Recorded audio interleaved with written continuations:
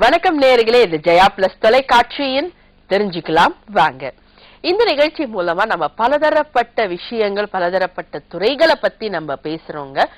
எல்லாருமே கேட்டாங்க, நீங்க வந்துட்டு ராசி பலன் பத்தி பேசுறீங்க, வாஸ்து பத்தி பேசுறீங்க, எஜுகேஷன் பத்தி பேசுறீங்க, சோஷியல் ரிக்வயர்மெண்ட் பத்தி பேசுறீங்க. பட் இது எல்லாமே வந்துட்டு நம்ம தாக்கு பிடித்து இருக்கணும்னா உடம்புல சத்து இருக்கணும். சத்து இருக்கணும்னா டெஃபினட்டா ஃபுட்டுன்னு ஒண்ணு தேவை.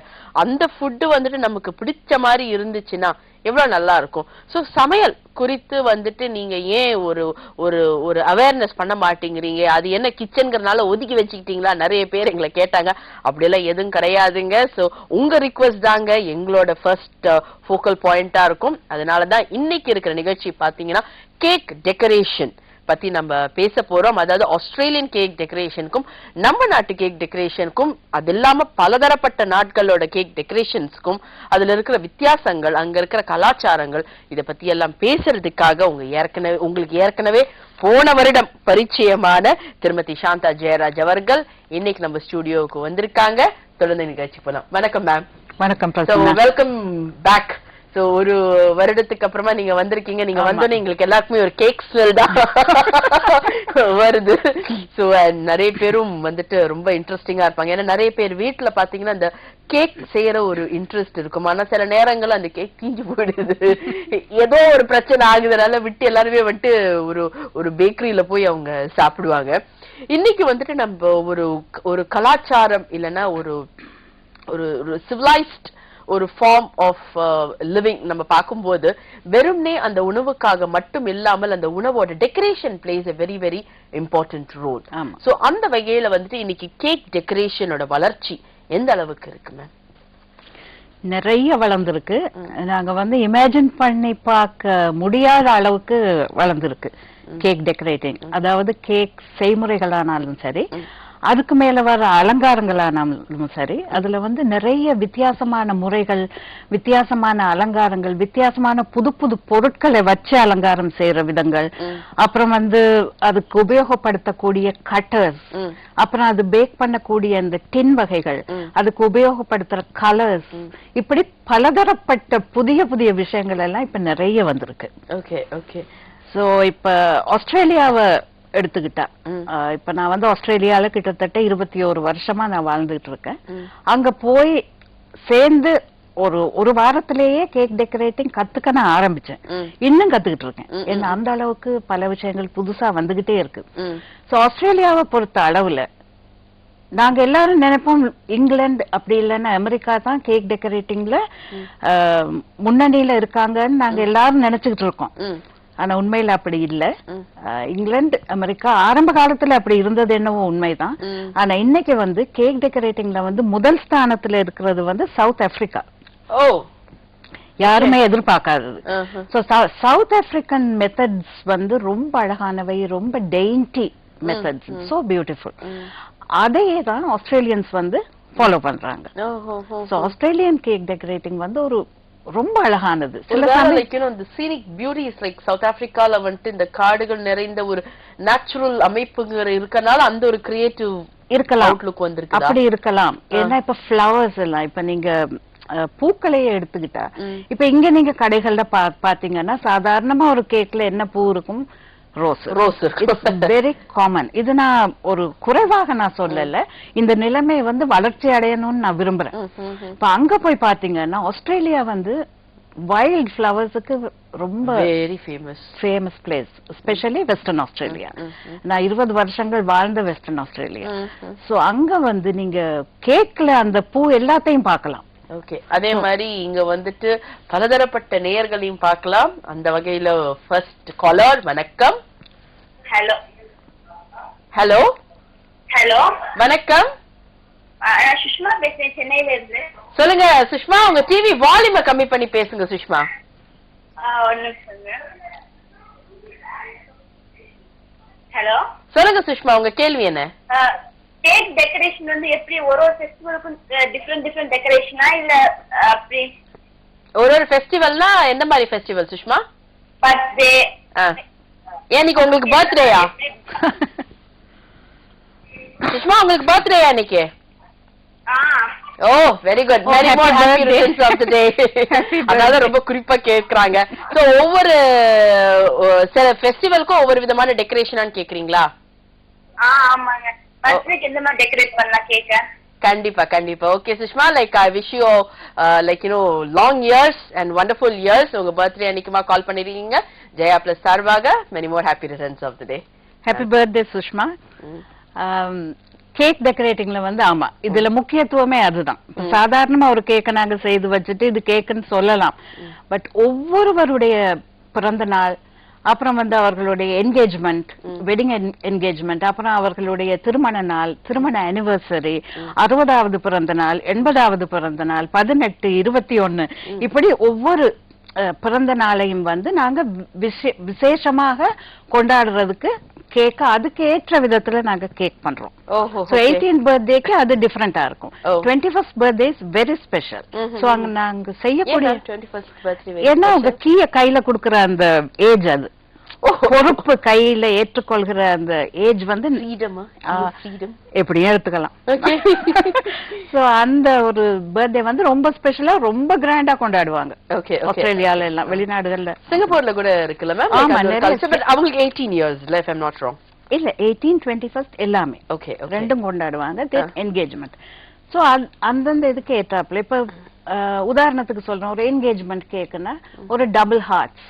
இந்த டபுள் ஹார்ட்ஸ் வந்து எப்படி பண்ணுவாங்க இன்டர்லொகேட்டட் ஹார்ட்ஸ் ஒரு ஹார்ட் உள்ள இன்னொரு ஹார்ட் போயிருக்கிறாப்புல. சோ வெட்டிங் பண்றப்ப அது வந்து எல்லாத்தையும் விட ரொம்ப கிராண்டா இருக்கும். சோ அந்த வெட்டிங் சொல்றப்ப வந்து இப்போ ஒரு தட்டு 2 தட்டு அப்படி 2, 3, 4, 5 எத்தனையோ அந்த தட்டுன்னு சொல்லும் போது எனக்கு ஒரு விஷயம் ஞாபகம் வருது. இந்த தட்டு எல்லாமே கேக்கா இல்ல மேல இருக்கிறது மட்டும்தான் கேக்கா? எல்லாமே கேக் தான். எல்லாமே கேக் தான். ஓகே எல்லாமே கேக். அதுல நிறைய செலவு, நிறைய வேலை, நிறைய வேலைப்பாடு எல்லாமே அதுல அடங்கி இருக்கு. சோ அந்தந்த ஒகேஷனுக்கு ஏத்தாப்புல கேக்குகள் வெளிநாடுகள்ல செய்துகிட்டு இருக்காங்க. இங்கேயும் இப்ப அந்த கலாச்சாரம் நிறைய வந்திருக்கு. என்ன பொறுத்த அளவுல என்னுடைய எய்ம் என்னன்னா இந்த வெளிநாட்டுல இருக்கிற இந்த கலாச்சாரம் இந்த கேக் செய்முறை என்கிற ஒரு பியூட்டிஃபுல் ஆர்ட் ஃபார்ம் இத வந்து தமிழ்நாட்டுக்கு கொண்டு வர வேணும்ங்கிறது தான் என்னுடைய பெரிய ஆவல். மேம் அதுக்கான கிளாஸஸ் வந்துட்டு இப்ப நீங்க வந்துட்டு ஆஸ்திரேலியால இருக்கீங்க. ஆமா கடந்த வருடம் நீங்க வந்த போது வந்துட்டு நீங்க கிளாஸஸ் கண்டக்ட் பண்ணீங்க. இந்த வருடம் அதே மாதிரியான கிளாஸஸ் இருக்கா? அண்ட் நீங்க சென்னைக்கு வந்துட்டு கிளாஸஸ் மட்டும்தானா இல்ல வேற ஏதாவது ஒரு முக்கியமான ஒரு நிகழ்வு இருக்கா? ஆமா இந்த தடவை குறுகிய காலத்துக்கு ஒரு பீரியடுக்கு தான் நான் வந்திருக்கேன். அதனால கிளாஸஸ் எடுக்கிறதுக்கு எனக்கு வசதி வாய்ப்பு இல்ல. இன்னொரு புத்தகம் எழுதிட்டு இருக்கேன். ஆமா முதல்ல ஒரு கேக் சாந்தாஸ் கேக்ஸ்னு ஒரு புக் எழுதினேன். அப்புறம் வந்து சாந்தாஸ் சமையல் இது வந்து சைவ சமையல். இப்ப நான் எழுதிட்டு இருக்கிறது வந்து நான்வெஜ், தனிப்பட்ட நான்வெஜ், அதுவும் இன்டர்நேஷனல். சோ சர்வதேச நான்வெஜ் குக்கிங் புக் ஒன்னு எழுதி அதை இப்ப நான் பிரிண்டிங்க்கு கொடுக்கறதுக்காக தான் இங்க வந்திருக்கேன். ஓகே சோ அதனால மக்கள் எப்ப மேம் லைக் யூ நோ ஷெல்ஃப்ஸ்ல அவேலபிளா அநேகமா இந்த வருட இறுதிக்கு முன்னர் அது வெளியில வரும். ஓகே ஏன்னா போட்டோகிராஃப்ஸ் எல்லாமே நான் எடுத்து எல்லாம் தயாராவே கொண்டு வந்திருக்கேன். ஓகே ஏன்னா அதெல்லாம் சமையல் பண்ணி ரொம்ப யுனிக் ரெசிபிஸ் எல்லாம் அதுல இருக்கு, நிறைய இருக்கு. மேம் பசிக்கிற நேரத்துல போய் சொல்றீங்களே ஒரு நேயர் இருக்காங்க. வணக்கம். வணக்கம்மா. வணக்கம் சார், உங்க பேர் என்ன, எங்க இருந்து கால் பண்றீங்க? திருநெல்வேலி மேலப்பத்தையில இருந்து செல்வ பெருமாள் பேசுறேன். சொல்லுங்க சார், உங்க கேள்வி என்ன? மேடம் சூப்பரா கேக் அலங்காரத்தை பத்தி சொல்லிட்டு இருக்காங்க. பாத்தீங்களா இப்போ கேக்ல சாக்ரீன் இந்த செயற்கையான முறையில இது பண்றதுனால உடல் உபாதைகள் நிறைய வருது. நீங்க வந்து இயற்கையான முறையில நம்ம எப்படி கேக் செய்யலாம் அதை பத்தி நம்ம நேயர்களுக்கு சொல்லுங்க. ஓகே, அதாவது செயற்கையான அந்த கலரிங் எல்லாம் யூஸ் பண்றதுனால செயற்கையான கலரிங்னு நீங்க எதை சொல்றீங்க? கலரிங்கே செயற்கையானதுதான். ஆனா வந்து நீங்க இப்ப ஒரு கேக் வந்து பண்றப்போ செயற்கை பொருள்கள் எதுவுமே உபயோகப்படுத்தாமல் ஓரளவு உங்களுக்கு பண்ண முடியும். இப்ப செயற்கை ஆனா ஒரு பேக்கிங் பவுடர் இல்லாம ஒரு கேக் செய்ய முடியாது, கஷ்டம். ஏன்னா அந்த கேக் வந்து பொங்காது. சோ அதனால அது வந்து ஒரு செயற்கை பொருள் தான். பாப்பச்சோடா, பேக்கிங் பவுடர் இதெல்லாம் கேக் செய்முறையில நாங்க சேர்த்துக்குவோம். அது தவிர இப்ப முட்டை, மைதா மாவு, சீனி, அப்புறம் பட்டர் இல்லைன்னா மாஜரின், நல்ல தரமான மாஜரின் கிடைக்குமா இருந்தா அது நீங்க உபயோகப்படுத்தலாம். சில கேக் செய்முறைகள்ல தாவர எண்ணெய் அதாவது வெஜிடபிள் ஆயில் கூட பயன்படுத்தி சில கேக்குகள் செய்யலாம். சோ இப்ப இதுல வந்து நீங்க சேர்க்கக்கூடிய இன்னொரு செயற்கை பொருள் என்னன்னா கலரிங், மத்தது எசன்ஸ். அப்ப கலரிங் வந்து நீங்க சேர்க்காமல், இப்ப உங்களுக்கு கலர் ஏதாவது அலர்ஜியா இருந்ததுன்னா கலரிங்க நீங்க அவாய்ட் பண்ணிடலாம். அது சேர்க்கணும்ன்ற ஒரு கட்டாயம் கிடையாது. அது சும்மா அந்த பியூட்டிக்காக, அழகுக்காக. ஆமா, கலரிங் எல்லாம் சேர்க்கிறோம். சோ அதையும் விட்டுறலாம். சோ இதுல என்ன செயற்கை பொருள் எதுவுமே கிடையாது. அப்ப இந்த டெக்கரேஷனுக்கு வந்துட்டு இந்த செயற்கை பொருள் தானே மேம் யூஸ் பண்றோம்? டெக்கரேஷனுக்கு நாங்க உபயோகப்படுத்துறது வந்து icing sugar and butter. Okay, அதுவும் இயற்கையான செயற்கை என்றது ஒரு அளவு பதப்படுத்திய பொருள்கள் இதெல்லாம். சரியா? இப்ப மாவுனாலும் பதப்படுத்தினது தானே, பட் அது செயற்கைன்னு நாங்க சொல்ல முடியாது. நம்ம கேக் என்ன டெய்லி 3 நேரமா சாப்பிட்டுக்கிட்டு அதேதான். இன்னைக்காவது ஒரு நாள் சாப்பிட போறோம். அது வந்துட்டு சோ அது like you no let us wash it off from. ஆமா, இப்ப நீங்க எசன்ஸ் கூட, நீங்க வெனிலா எசன்ஸ் வந்து உங்களுக்கு யாருக்குமே வெனிலா அலர்ஜி ஆனதுன்னு நான் இது வரைக்கும் கேள்விப்படல. ஏன்னா நாங்க ரொம்ப சின்ன அளவுல தான் அதை நாங்க உபயோகப்படுத்துறோம். சோ வெனிலா கூட உங்களுக்கு உபயோகப்படுத்த இஷ்டம் இல்லைன்னா நீங்க என்ன பண்ணலாம், எலுமிச்சம் சாறு இருக்குல்ல, லைம் ஜூஸ், அப்புறம் லைம் ரிண்ட், அந்த தோல் இருக்குல்ல, தோல் துருவல், அப்படி இல்லைன்னா ஆரஞ்சு ஜூஸ், அதெல்லாம் ஆரஞ்சு தோல் துருவல், இதெல்லாம் நீங்க கேக்ல போட்டு பாருங்க. வெனிலாக்கு பதிலா. ஆமா, வெனிலாவுக்கு ஒரு நேயர் இருக்காங்க மேம். வணக்கம். ஹலோ மேம், நான் பிரபு மேம். சொல்லுங்க பிரபு, எங்க இருந்து கால் பண்றீங்க? பாண்டிச்சேரியில பேசுறேன் மேம். சொல்லுங்க பிரபு, உங்க கேள்வி என்ன? வீட்டுல ஓவன் இல்லாம நாங்க எப்படி மேம் ஈஸியா கேக் செய்யறது? அவன்ல வந்து எப்படி ஈஸியா கேக் செய்யறது? அவன் இல்லாம குக்கர்ல கூட செய்வாங்க. ஆமா, போன தடவை நான் இதை பத்தி சொன்னேன். அது நான் சொல்றேன் கண்டிப்பா இன்னொரு தடவை. ஏன்னா அது பலருக்கு அது உபயோகமா இருக்கலாம். ஓவன் வந்து கொஞ்சம் அவ்வளவு மார்க்கெட்ல இல்லாத ஒரு பொருள் இங்க. அது மட்டும் இல்ல, கொஞ்சம் விலையும் உயர்ந்தது. அதனால சாதாரண பிரஷர் குக்கர்ல வந்து அந்த கேஸ் கட்டை முதல்ல எடுத்து வச்சிருங்க. அது உபயோகப்படுத்தவே கூடாது. மத்தது வந்து அந்த தட்டு இருக்குல்ல உள்ள ஸ்டீம் பிளேட், அது மட்டும் நீங்க போடணும். ஸ்டீம் பிளேட்டை மட்டும் போட்டு தண்ணி எதுவுமே போட தேவையில்லை. கேஸ் கட்டை எடுத்துட்டோம்னா, இன்னொரு தடவை நான் சொல்றேன், ஏன்னா இட்ஸ் வெரி டேஞ்சரஸ். கேஸ் கட்டும் போட்டு நீங்க பேக் பண்ணீங்கன்னா, சோ கேக்க நீங்க பீட் பண்ணி எல்லாம் ரெடியா வச்சுக்கிட்டு ஒரு பாத்திரத்துல போட்டு இந்த பிரஷர் குக்கர்ல இருக்கிற அந்த ஸ்டீம் பிளேட்டை மட்டும் போட்டு அதுக்கு மேல கைய சுட்டுக்காம மெதுவா அந்த இறக்கணும். ஆமா, இறக்கணும். ஆனா அது இறக்குறதுக்கு முதல் வந்து நீங்க என்ன செய்யணும், அந்த மூடிய போட்டு ஒரு 6 நிமிடங்கள் அதை சூடாக்கணும். Without water? Without water. Okay. So அந்த ஸ்டீம் மட்டும் ஸ்டீம் மட்டும். அப்ப அந்த pressure cooker base, steam plate, மூடி, இது மட்டும் வச்சு ஒரு 6 நிமிடங்கள் வந்து நீங்க இத பேக் பண்ணும், சூடாக்கணும். அது எப்படி, ரொம்ப ஹை ஹீட்ல இல்ல, ஓரளவு மிதமான சூட்டுல பிரஷர் குக்கரை நீங்க சூடாக்கின உடனே அது ஒரு அளவு நல்லா சூடாகிடும். அப்புறம் அந்த மூடியை எடுத்துட்டு இந்த கேக் டின் இருக்குல்ல, அது அப்படியே அதுல இறக்கிட்டு மூடிய வச்சு ஏறக்குறைய 45 நிமிடங்கள், சில சமயம் 1 hour கூட எடுக்கும். ஆமா, இட் டிபெண்ட்ஸ். பேக் பண்ணா நல்ல பிரமாதமான கேக் வரும். ஆனா ஒரே ஒரு வித்தியாசம் இருக்கு, என்னன்னா ஓவனுக்கும் இதுக்கும். ஓவன்ல வந்து இந்த மேல் பகுதி, கேக்கினுடைய மேல் பகுதி வந்து நல்ல ஒரு மாதிரி ரோஸ்ட் ஆகி பிரவுன் கலர்ல வரும். இது கொஞ்சம் கோல்டன் கலர் வரும். இது வந்து கொஞ்சம் ஒரு மாதிரி வெள்ளையா இருக்கும். ஓ, ஓகே. அது மட்டும்தான் ஒரு வித்தியாசம். மற்றும்படி மைக்ரோவேவ்ல செய்யற கேக்கை விட நீங்க பிரஷர் குக்கர்ல செய்யற கலர் இருந்தா பரவாயில்ல மேம், கேரண்டி பிளாக் கலர்ல அப்படி வராது. ஒரு நேயர் இருக்காங்க மேம். வணக்கம். ஹலோ. ஹலோ. உங்க டிவி வால்யூமை கம்மி பண்றீங்களா ப்ளீஸ்? ஹலோ. உங்க டிவி வால்யூமை கம்மி பண்ணுங்க சார் ப்ளீஸ். கம்மி பண்ணியாச்சுங்க. உங்க பெயர்? உங்க கேஷவ் ஃப்ரம் காந்தியன். சொல்லுங்க கேஷவ், உங்க கேள்வி என்ன? இப்போ வந்து இப்போ கேக் சீரியல் எடுத்து இப்போ ப்ரொஃபஷனலா ஃபுல் டைமா பண்ணலாமா? அதே மாதிரி அந்த அளவுக்கு நம்மளுக்கு இங்க ஆப்பர்ச்சுனிட்டிஸ் இருக்குங்களா? நிச்சயமா இருக்கு. ஏன்னா இப்ப வந்து நீங்க பார்த்தா பீட்சா, பாஸ்டா, அப்புறம் பர்கர்ஸ் எல்லாம் ரொம்ப பிரபலம். ரொம்ப நீங்க ரொம்ப டெம்ப்டிங், ரொம்ப டேண்டலைசிங்கா இருக்குது. சொல்லுங்க.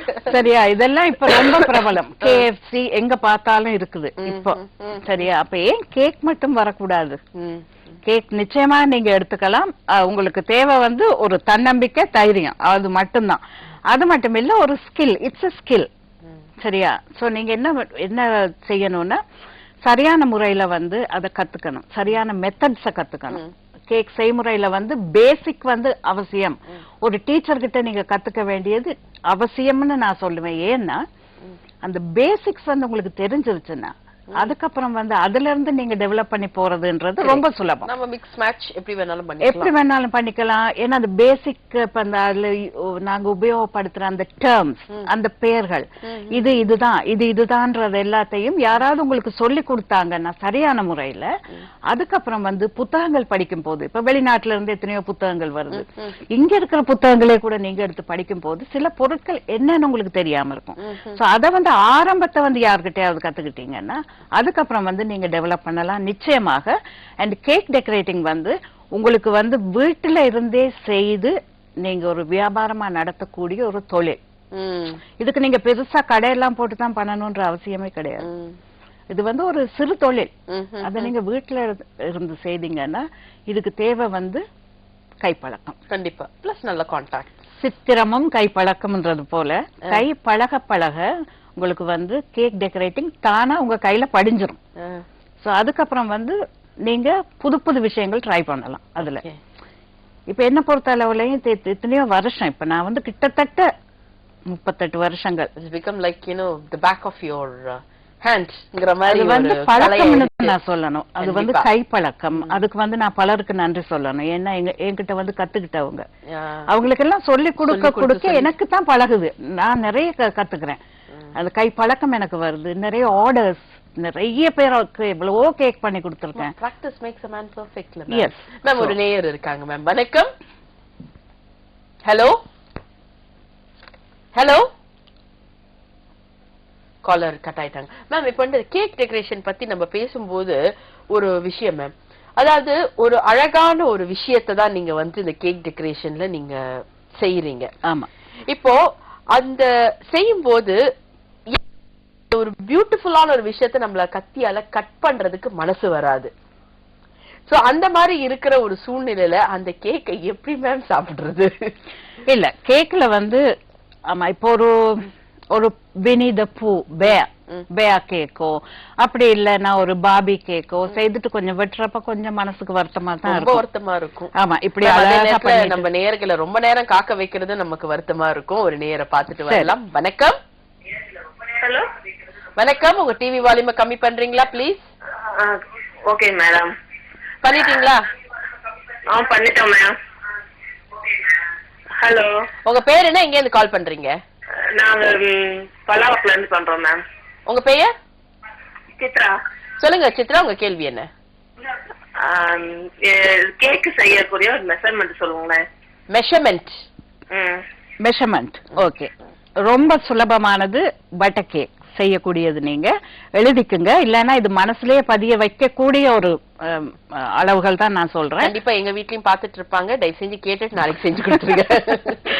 இப்போ 100 கிராம் பட்டர் இல்லன்னா மார்ஜரின் எடுத்துக்கங்க.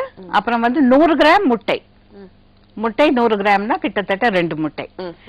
அப்புறம் வந்து சர்க்கரை 100 கிராம், அதாவது சுகர், வெள்ளை சுகர் இருக்குல்ல, அது வந்து 100 கிராம். சோ மார்ஜரின், முட்டை, சுகர். அடுத்தது வந்து மைதா மாவு, அதுவும் 100 கிராம். சோ மைதா மாவு 100 கிராம் நீங்க எடுக்கிறப்ப வந்து அதுக்கு தேவையான பேக்கிங் பவுடர் வந்து 1 டீஸ்பூன். அந்த 1 டீஸ்பூன் பேக்கிங் பவுடர் வந்து தலை தடவிய திட்டம், அதாவது இட்ஸ் லெவல் டீஸ்பூன். இப்ப நீங்க ஒரு டீஸ்பூனை வந்து நிறைச்சு எடுத்துட்டீங்கன்னா 2 டீஸ்பூனுக்கு சமம். So it's level teaspoon 1. So மீண்டும் சொல்றேன், 100 gram butter, 100 gram sugar, 100 gram முட்டை, 100 கிராம் மைதா, 1 டீஸ்பூன் பேக்கிங் பவுடர்.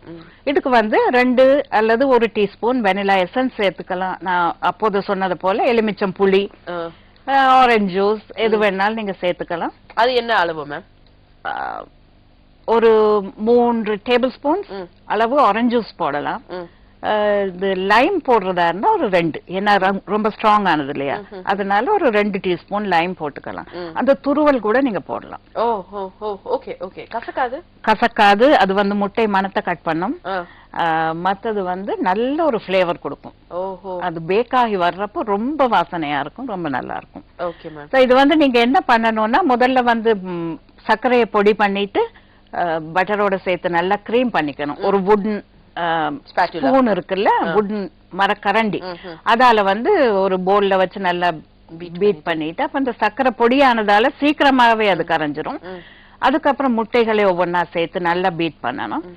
மைதாவையும் பேக்கிங் பவுடரையும் ஒன்னா சேர்த்து சலிச்சுக்கணும். ஏன்னா அது நல்லா கலக்குறதுக்காக, அந்த அது உள்ள காத்தோட்டம் உள்ளதாக வர்றதுக்காக சலிச்சு அதை வந்து இந்த இதுல மிக்சர்ல போட்டு சும்மா சாதாரணமா ஒரு ஸ்பூனாலே நீங்க மிக்ஸ் பண்ணலாம். மைதா போட்டதுக்கு அப்புறம் ரொம்ப அதிகமா நீங்க பீட் பண்ணக்கூடாது. ஸ்லோவா you have to fold it, அவ்வளவுதான். அப்புறம் வந்து ஒரு பேக்கிங் ட்ரே உங்களுக்கு கிடைக்கலன்னா அந்த குக்கர்ல வர்றது இல்ல பாத்திரம், அது இட்ஸ் ஐடியல். என்ன அலுமினியம் பாத்திரம். சோ அதுல வந்து பட்டர் இல்லன்னா மார்ஜரின் தடவிட்டு அதுல கொஞ்சம் மைதா மாவை போட்டு நல்லா டஸ்ட் பண்ணி கொட்டிடணும். கொட்டிட்டு அதுல கேக் மிக்சரை ஊத்தி நான் முன்ன சொன்னது போல ப்ரெஷர் குக்கர், அப்படி இல்லைன்னா ஓவன்னா இட்ஸ் 180 degrees சென்டிகிரேட், அப்படி இல்லைன்னா 350 degrees ஃபாரன்ஹைட் வெப்பநிலை. ஓவனை நீங்க முதல்ல சூடாக்கிக்கணும், ப்ரீ ஹீட் பண்ணணும். ப்ரீ ஹீட் பண்ணிட்டு அதுல அது கேக்க வச்சு கிட்டத்தட்ட 45 minutes. பிரஷர் குக்கர்ல வராதே சாதாரண பிரஷர் குக்கர்ல வந்து இது வந்து சின்ன குவான்டிட்டி நான் சொல்லியிருக்கேன், 100 grams. கொஞ்சம் பெரிய குவான்டிட்டியா இருந்தா கொஞ்சம் அதிக நேரம் எடுக்கும் அப்படி. ஆனா ஓவனை விட பிரஷர் குக்கர் வந்து கொஞ்சம் அதிகமா நேரம் எடுக்கும். ஏன்னா நாங்க லோ ஹீட்ல வச்சிருக்கோம். ஆமா, ஃபுல் ஹீட்ல வைக்க கூடாது, லோ ஹீட். அப்ப நீங்க சொன்ன மாதிரி கருப்பு கேரண்டி கலர்ல வந்துரும் நமக்கு. மேடம் இப்போ வந்து நீங்க வந்து இந்த புது டெக்னிக்ஸ் வந்துட்டு இன்ட்ரோடியூஸ் பண்ண போறீங்க நம்ம பேட்டிக்கு முன்னாடி. நீங்க நம்ம லைக் இன்னும் when we were having a chat நீங்க சொன்னீங்க. சோ அந்த புது டெக்னிக்ஸ் என்ன மேம்? அது புது டெக்னிக்ஸ் அது நிறைய இருக்கு. ஈவன் ஃப்ளவர்ஸ் பண்றதுலயே இப்ப சாதாரணமா நாங்க வந்து ஃப்ளவர்ஸ் பண்றப்ப இங்க பண்றப்ப வந்து பார்ச்மெண்ட் ஐசிங்ல பண்ணுவோம், ராயல் ஐசிங்ல பண்ணுவோம். ஆனா இப்ப லேட்டஸ்ட் மெத்தட்ஸ் வந்து ஃபாண்டன்ட் மாடலிங் பேஸ்ட்னு இருக்கு. அந்த மாடலிங் பேஸ்ட்ல வர்ற ஃப்ளவர்ஸ் வந்து இதை விட நீட்டா இருக்கும். இந்த பார்ச்மெண்ட் ஐசிங் ஃப்ளவர்ஸை விட அது வந்து நீட்டா இருக்கும். அந்த இந்த மாடலிங் பேஸ்ட்ல பண்ற அந்த ஃப்ளவர்ஸையே நாங்க வந்து எந்த ஒரு காலநிலைக்கும் ஏற்ற மாதிரி நாங்க செய்யறதுக்கு சில பொருட்கள் இருக்குது, அதுல வந்து நாங்க சேர்த்துக்கொள்றது. இப்படி நாளுக்கு நாள் வந்து புது புது விஷயங்கள் இதுல வந்து சேர்றதால வந்து இப்ப நீங்க ஒரு ஃப்ளவர்ஸ் நீங்க செய்தீங்கன்னா அந்த ஃப்ளவர்ஸ வந்து நீங்க ஒரு 10-20 வருடங்கள் அப்படியே வச்சிருக்க கூடிய தன்மை இப்ப வர்ற டெக்னிக்கு இருக்குது. ஓகே, சரியா? சும்மா அப்படியே வச்சுட்டு எடுத்துக்கலாம், அப்படியே எடுக்கலாம். இப்ப நான் வந்து ரீசன்ட் போன வருஷம் ஜூன் எடிபிள் சாப்பிடலாமா? எடிபிள், பட் 20 வருஷத்துக்கு பிறகு யாரும் சாப்பிட மாட்டாங்க. பட் அழகு பாக்கலாம். நான் வச்ச உடனே சொல்றேன், பட் ஆஃப்டர் 20 years இது வந்து ஒரு சுவனியர் மாதிரி. இப்ப ஒரு கல்யாணத்துக்கு பண்றோம்னு வைங்க, அந்த கல்யாணத்துக்கு ரொம்ப அழகான ஒரு பெயிண்டிங்கோ ஏதோ நான் ஐசிங்ல பண்ணி கொடுக்குறேன்னு வைங்க, அத வந்து அவங்க அப்படியே எடுத்து சுவனியரா வச்சிருவாங்க, அதெல்லாம் வெட்ட மாட்டாங்க. ஓகே, சோ அது கீழ இருக்கிற கேக்க மட்டும் ஐ திங்க் நான் முன்னாடி கேட்ட ஒரு கேள்விக்கான பதிலும் இப்ப வருது. So thank you so much ma'am. Like you no ஒரு என்ன சொல்றதுன்னா ஒரு கிரீமி half an hour எனக்கு மாறிடுச்சு. அண்ட் நீங்க என்னோட என்ன சொன்ன டேஸ்ட் பட்ஸ வந்து ரொம்ப தூண்டி விட்டுட்டீங்க. நான் கேக் இந்த தடவை கொண்டு வரல, நான் கண்டிப்பா போறதுக்கு முன்ன தந்துட்டு போறேன் உங்களுக்கு. Thank you so much ma'am, thank you so much. So thank you so much for coming to our studio ma'am. Thank you, thanks for the opportunity. உங்க கூட உரையாடினது எனக்கு ரொம்ப சந்தோஷம்.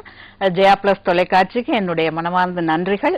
நேயர்கள் பேசினவங்க எல்லாருக்கும், பார்த்துக்கிட்டு இருக்கவங்க எல்லாருக்கும் என்னுடைய நன்றி. இந்த நிகழ்ச்சியில இன்னொன்னு நான் நிறைய லேடிஸ் கால் பண்ணுவாங்க பார்த்தேன், மாறாக வந்துட்டு நிறைய ஜென்ஸ் தான் கால் பண்ணிருக்காங்க. அவங்க எல்லாம் பேக்கர்ஸா வர போறாங்க. Very good. Like I wish you all the best. நீங்க வந்துட்டு இந்த ஒரு சீட்ல மேடம் கூட உட்கார்ந்து லைக் நீங்க எல்லாரும் உங்க அனுபவங்கள் ஷேர் பண்ணோம்.